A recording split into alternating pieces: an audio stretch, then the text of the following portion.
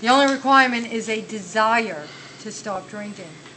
But I have to laugh, because, I always have this philosophical mind when I'm listening to things, and here is happiness is the goal. And just yesterday I was at a philosophical discussion online about happiness. Happiness is one of those subjects that they've discussed in depth in philosophy. But it also talks about knowledge in the very same paragraph. Now in the big book, in the fear part, it says, we reviewed our fears thoroughly. We put them on paper even though we had no resentment in connection with them.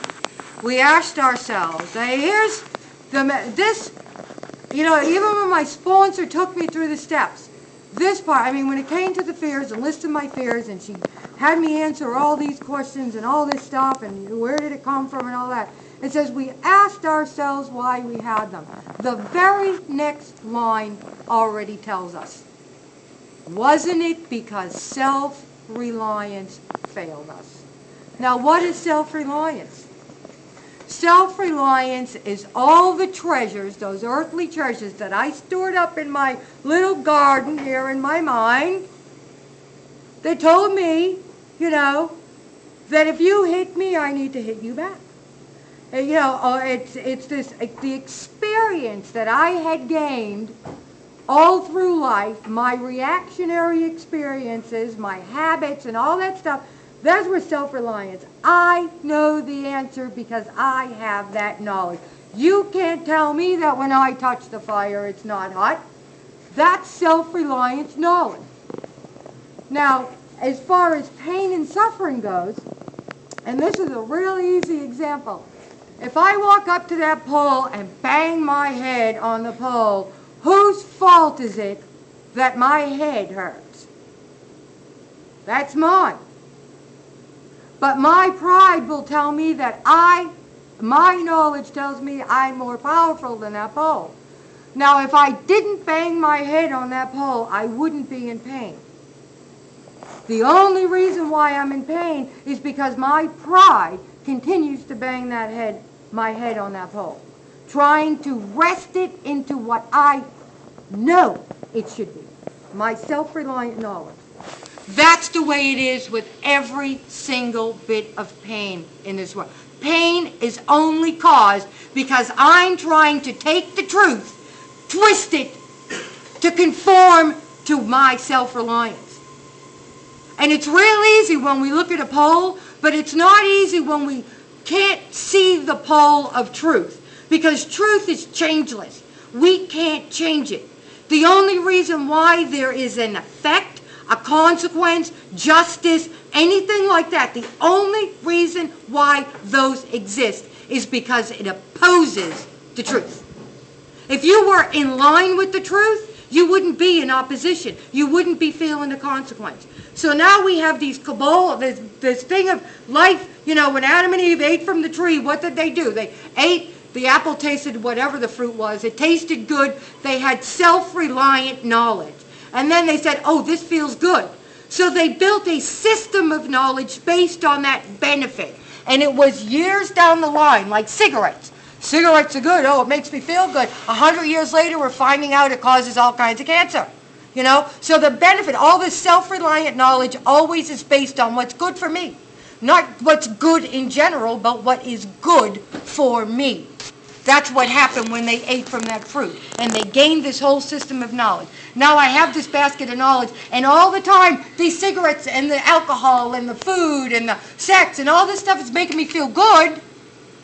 But I'm having all these consequences, and they set the ball in motion, but I don't know why, because it certainly cannot be the thing that makes me feel good.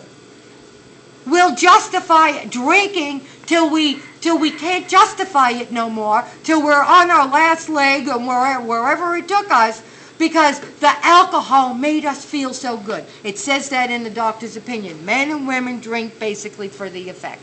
When I put that alcohol down, whatever caused me to look for that effect, I still possess. Like Dave said, the alcoholism, that that our lives were unmanageable. That unmanageability is the thing that brought me to the alcohol. And there are other things. My ism started with food as a small child. Then I transferred that as a teenager into sex. And then from sex, I went to alcohol. And from alcohol, I went to drugs. You know, and when I put the drink down, I went backwards. I went right back to the sex. You know, because the sex endorphins in the brain are the same exact chemical makeup that's in alcohol and drugs. The release, that dopamine, whatever it is that goes in that makes us feel good, the same chemical makeup is in our own brain. It's our own actual chemical makeup. The alcohol and the drugs only get us there quicker than our body can make it. So I have all this self-reliant knowledge, and now I have to know what is the knowledge. And with the next paragraph just cracks me up, because there's a list of words that they tell you you should never say. For one thing, it's never or always. But, and we always know after a but is an excuse. But the whole entire next paragraph says try.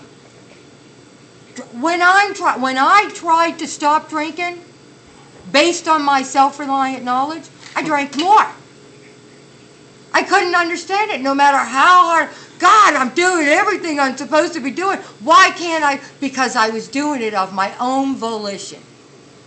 The only thing that I need to try not to try to do is to try. I need to let it go completely. Willingness. Willingness is the only way. How do I get to that level of willingness? I don't know. We all have to bang our head against that pole one more time just to see that, well, you know, all right, I have to accept this. This ain't working. And how many times, however big that bump is, no matter what we do, sooner or later, that pain is a motivator, but we don't need to have that pain.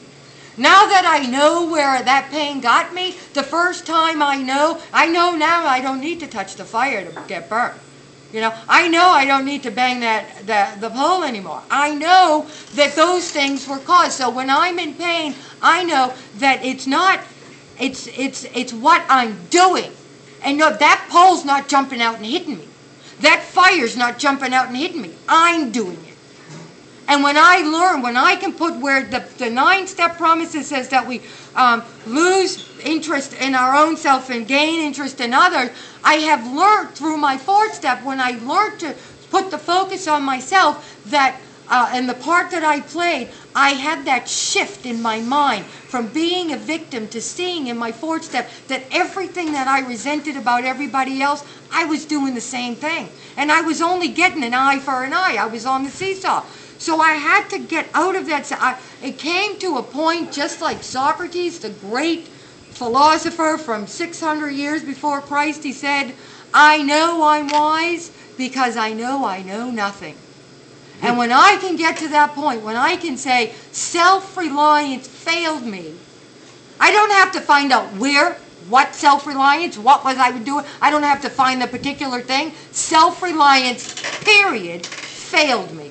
I know nothing. And when I do that, I have emptied myself of all my own self-reliance, and now I am able to be willing to give it to a God of my own understanding.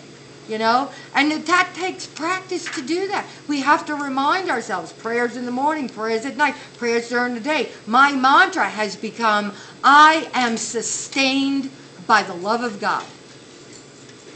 And that is a beautiful, when I read that in this book, that moved my spirit so much that I'm going to say that. Even if I'm not feeling that I'm being sustained, I'm going to say that for myself today, because that mantra has made me feel like I'm walking on a cloud. And that may not, happiness, yes, happiness, that's what my God created me. He created me in love. The image and likeness of God is love. He wants me to be happy, but He doesn't want me to be happy through pleasure, through the things, my self-reliance, what I think makes me feel good. I'm not going to reach out and touch that apple. I'm going to be happy knowing that I am sustained by the love of God. I am created in His image and likeness, and I am a child of the Most High God. And I don't have to apologize for that, and I can bask in that sunshine, in that sunlight, every moment that I am willing to give up my own self-reliance. Thank you. Thank you. Thanks for sharing.